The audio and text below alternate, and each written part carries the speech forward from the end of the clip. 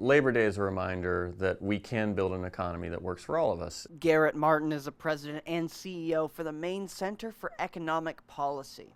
He says in our modern economy, there are many labor rules that we take for granted and don't think twice about.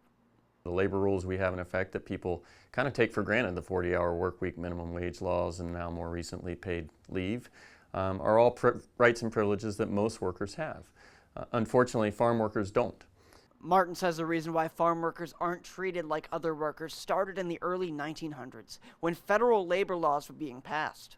Farm workers were cut out of the protections in order to secure the votes of Southern Democrats. The legacy of that also means that today in Maine, farm workers are 4.5 times more likely to live in poverty than all other workers. In recent years, the rights of Maine farm workers has been a major talking point in Augusta, with a bill twice reaching the desk of Governor Mills before being vetoed.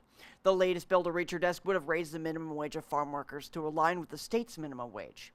Governor Mills cited an additional provision in the bill allowing farm workers to use the court system to solve labor disputes as the reason for her veto.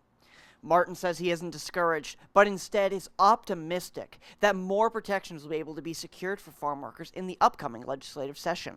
Well, it's time we right that historic wrong and make sure all workers are covered. In Augusta, I'm Corey Bouchard for ABC7 and Fox 22 News.